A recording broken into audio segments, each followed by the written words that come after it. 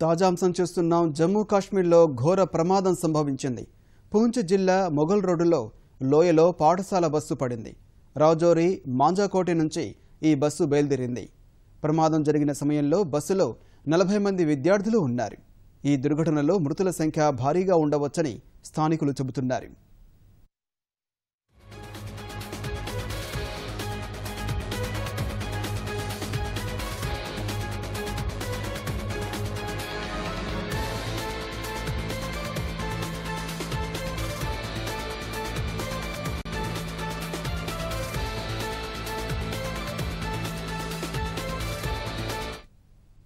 జమ్మూ కాశ్మీర్లో ఘోర రోడ్డు ప్రమాదం జరిగింది.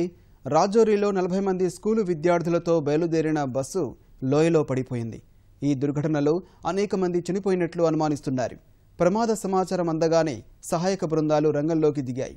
ప్రమాదంలో చిక్కుకున్న వారిని రక్షించే చర్యలు చేపట్టాయి.